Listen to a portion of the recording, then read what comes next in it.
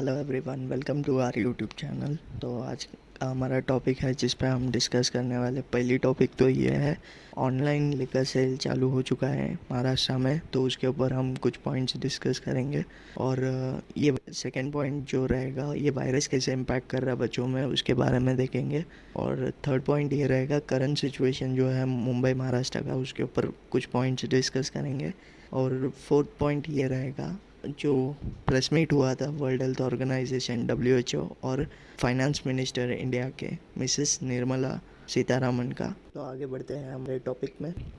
तो महाराष्ट्र गवर्नमेंट ने 14 मई को ये डिसाइड किया था, होम डिलीवरी स्टार्ट कर दिया जाएंगे और साथ ही साथ जो लिकर का ऑनलाइन सेल्स है वो भी चालू कर दिया जाएगा, जिसकी वजह से जो दुकानों में भीड़ होती थी दारू के दुकानों में, वो कम कर सके। और साथ ही साथ स्टेट एक्साइज डिपार्टमेंट ने भी तो कुछ रूल्स एंड रेगुलेशन सेट किया है उन्होंने। तो फर्स्ट पॉइंट ये था कि जो शॉप्स ऑलरेडी ओपन थे नॉन कंटामिनेटेड जोन्स पे, वहाँ पे लिकर की डिलीवरी चालू कर दिए जाएंगे अक्रॉस द स्टेट फ्राइडे से। और साथ ही साथ उन्होंने ये भी बताया है कि एक वाइन शॉप को सिर्फ 10 स्टाफिंग ही रखने का अलाउ किया गया है, 10 से ज़्यादा वो स्टाफिंग यूज़ नहीं सकते। और साथ ही साथ ये भी बताया गया है कि जो डिलीवरी बॉय रहेगा, एक टाइम पे एक डिलीवरी बॉय 24 परमिटेड बॉटल्स ही लेके जा सकता है दारू के, उससे ज़्यादा नहीं लेके जा सकता है। जो ऑनलाइन सेल कर रहे हैं लिकर शॉप्स वाले, उनको ये चीज़ का भी ध्यान रखना ज़रूरी है कि जो लॉकडाउन के नॉर्म्स है वो अदर हो रहे प्रॉपरली। जो उनके स्टाफ्स रहेंगे वो सोशल डिस्टेंसिंग और सैनिटाइजेशन ये चीज़ें फॉलो कर रहे हैं कि नहीं, वो भी चेक करना होगा उनको। और जो दुकान ऑलरेडी खुले थे, गवर्नमेंट ने जब इंस्ट्रक्ट किया था 5 मई से लेकर दुकान ओपन करने के लिए, तब से जो दुकान ऑलरेडी ओपन थे, तो उनको उन्होंने ये भी बताया है कि वो फ़ोन के थ्रू भी डिलीवरीज ले सकते हैं। और साथ ही साथ गवर्नमेंट ने ये भी बताया है कि उन्होंने कोई कॉन्ट्रैक्ट साइन नहीं किया है वाइन शॉप वालों से कि उनका पेमेंट मेथड यही रहेगा। तो पेमेंट मेथड जो भी रहेगा, it's up to wine shop के पर्सन के ऊपर रहेगा, वाइन शॉप और कंज्यूमर के बीच में रहेगा। जो भी वाइन शॉप वाले पेमेंट मेथड बताएंगे, वो पेमेंट मेथड को फॉलो करना होगा। वो चाहे क्रेडिट कार्ड हो सकता है, डेबिट कार्ड हो सकता है, ऑनलाइन पेमेंट हो सकता है, कैश ऑन डिलीवरी भी हो सकता है। तो ये थी ऑनलाइन सेल जॉब लिकर के बारे में। तो आगे बढ़ते हैं हमारे सेकंड टॉपिक पे, ये वायरस कैसे अफेक्ट करता है छोटे बच्चों को। तो यूके, यूएसए, इटली, फ्रांस, ये 4 कंट्रीज़ ने ये आइडेंटिफाई किया है कि जो छोटे बच्चे अफेक्ट हो रहे हैं इस वायरस की वजह से, उनके अंदर एक डिफरेंट सा रिएक्शंस दिख रहा है, सिम्टम्स दिखा रहा है कि कवासाकी स्टाइल नाम के डिजीज़ के, जो ये डिजीज़ है कवासाकी स्टाइल डिजीज़, इसमें जो सिम्टम्स होते हैं उसी के सिमिलर सिम्टम्स बच्चों में इस वायरस के इन्फेक्ट होने के बाद दिखा रहे हैं। और उनका कहना ये है कि ये कवासाकी डिजीज़ जो है वो बच्चों के इंटरनल ऑर्गन्स को अफेक्ट करता है। और ये अभी जो ये वायरस आया है, जो एडल्ट्स को इन्फेक्ट करता है तब वो एडल्ट्स के लंग्स को इन्फेक्ट करता है, फिर उनको मारता है। पर जब बच्चों को होता है तो वो लंग्स के अलावा डायरेक्टली उनके हार्ट को इन्फेक्ट करता है और बच्चों को मार रहा है। तो इटली, फ्रांस और यूके, ये कंट्रीज़ के हेल्थ ऑर्गेनाइजेशन वालों ने ये बोला है कि बच्चों को इस वायरस से सेफ रखें और उनको ज़्यादा से ज़्यादा प्रिकॉशंस दें ताकि ये वायरस से वो इन्फेक्ट ना हो और आगे चल के उनको कोई इश्यूज़ ना आए जी। तो ये सिमिलरली वहाँ पे हो रहा है, तो हमारे इंडिया में भी होने का चांसेस ज़्यादा है। तो हम भी प्रिकॉशंस लेंगे ताकि हमारे जो बच्चे हैं इंडिया के छोटे छोटे, कोई ये वायरस अफेक्ट ना करे। तो आगे बढ़ते हैं, हमारा जो नेक्स्ट टॉपिक है, महाराष्ट्र में अभी जो करंट सिचुएशन चल रहा है उसके ऊपर हम थोड़े बहुत डिस्कस करते हैं एग्जैक्टली क्या हो रहा है महाराष्ट्र में। बट जब ये वायरस स्टार्ट हुआ था इंडिया में, सबसे ज़्यादा केसेस फाइंड आउट हुए थे साउथ साइड में, केरला और तमिलनाडु जैसे स्टेट्स में ज़्यादा फाइंड आउट किया गया था। और जैसे हम देख रहे हैं अभी केरला और तमिलनाडु स्टेट्स उसको कंट्रोल करने में कामयाब रहे हैं अभी भी।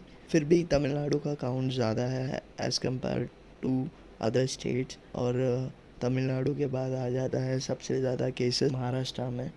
और महाराष्ट्र अभी काउंट में लीड कर रहा है इस वायरस के अगेंस्ट। और ओवरऑल महाराष्ट्र में 60% केसेस फाइंड आउट किया गया है मुंबई में, जो हमारा फाइनेंशियल कैपिटल है।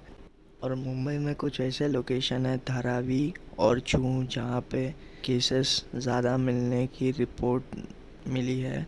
और साथ ही साथ ये भी पता चला है मुंबई के जो गवर्नमेंट और प्राइवेट हॉस्पिटल्स है, उनको इस वायरस से अफेक्टेड पेशेंट्स के लिए जो बेड्स एलोकेट किया था 3,000 से 4,000, वो बेड्स भी अभी फुल हो चुका है, जिसके वजह से वो नए पेशेंट्स को ट्रीट नहीं कर पा रहे हैं, ना ही एडमिट कर पा रहे हैं।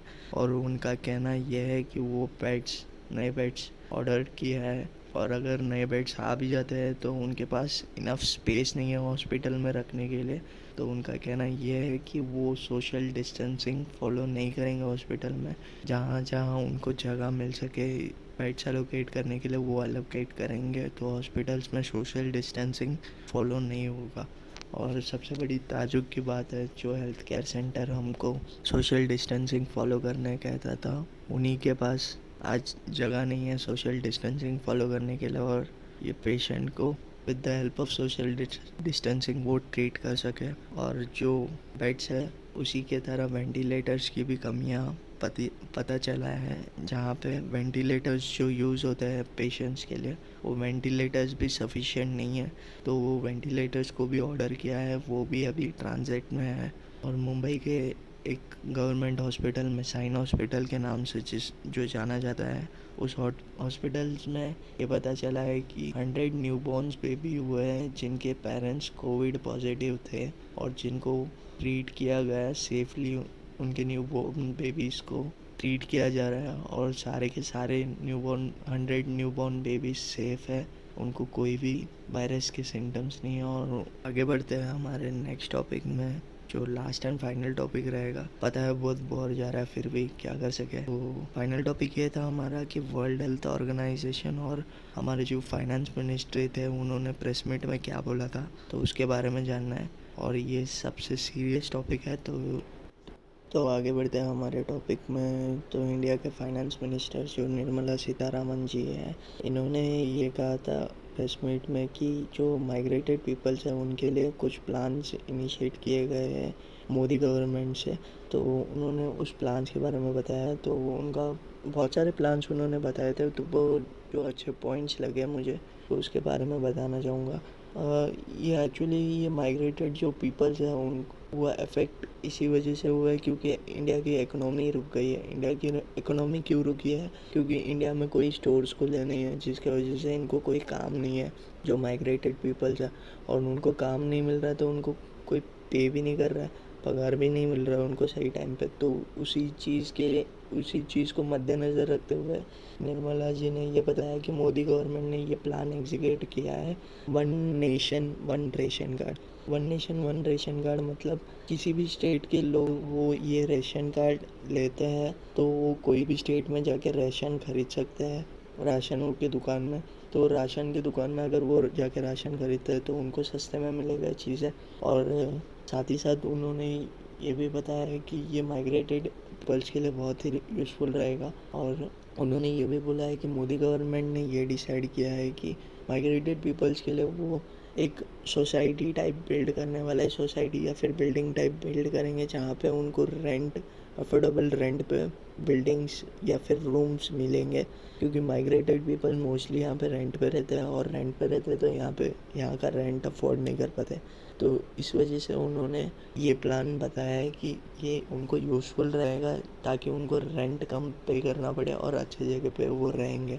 और साथ ही साथ उन्होंने ये भी बताया कि जो रोड साइड शॉपकीपर्स हैं उनको डिजिटल ट्रांजेक्शन स्टार्ट करना होगा, क्योंकि फिर ये वायरस कैसे फैल रहा है डायरेक्ट कांटेक्ट पे आने पे लोगों के साथ। तो डायरेक्ट कांटेक्ट में हम कैसे आ रहे हैं, जब भी कोई शॉपकीपर के पास अगर हम कैश में पे करके लेते हैं कोई चीज़ है, तो कोई इन्फेक्टेड पर्सन रहेगा जो जाके वो शॉपकीपर से ऑलरेडी शॉपिंग किया रहेगा, तो उसी शॉपकीपर से जाके हम पे करके लेंगे। तो उस कैश के थ्रू भी हमको ये इन्फेक्शन आ सकता है, ये वायरस फैल सकता है हम लोग में। तो इस वजह से इन्होंने कहा है कि यूपीआई ट्रांजेक्शन या फिर डिजिटल ट्रांजेक्शन के ओर उनको भी जाना चाहिए। तो उस पर गवर्नमेंट उनको हेल्प करेंगी, हेल्प इन द सेंस अगर कोई भी आके उनके यहाँ पे यूपीआई ट्रांजेक्शन करेगा तो उनको 100 रुपये पे 10 रुपये एक्स्ट्रा और मिलेंगे।